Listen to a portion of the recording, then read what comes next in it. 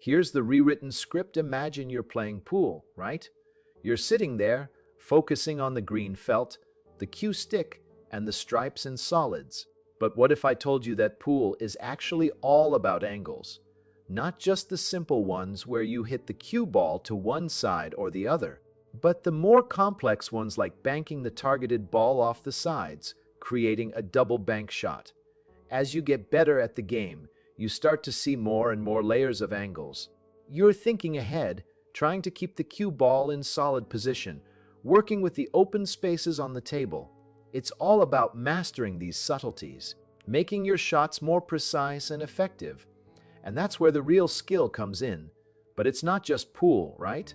This same mindset applies to life. When you're trying to achieve your goals, you need to think strategically, anticipate your opponent's moves, and plan multiple steps ahead.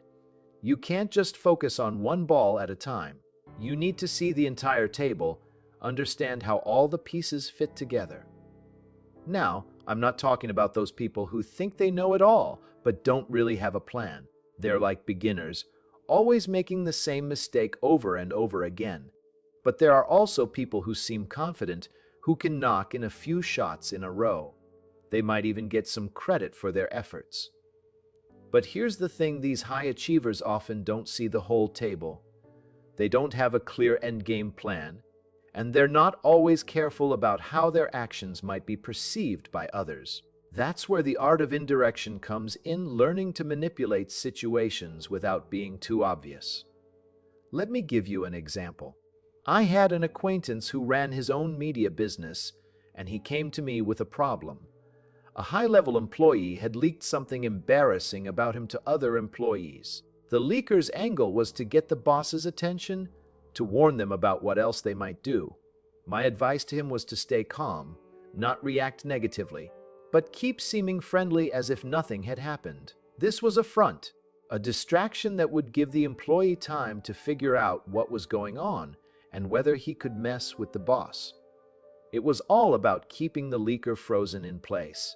We ended up taking some bold steps, firing 2 other employees who were allies of the leaker, transferring another one to a distant location. And it worked like a charm. The leaker got the message and didn't make any more trouble. Now I know what you're thinking, this all sounds pretty sneaky, right? But that's where the art of indirection comes in. It's not about being manipulative or deceitful. It's about using your skills and knowledge to outmaneuver others, to stay one step ahead. And when you master this skill, you become an artist in the game. As Iceberg Slim says, you're either a hustler or a sucker. The hustler always aims for the angles, always looks for the subtle opportunities that can give them an edge.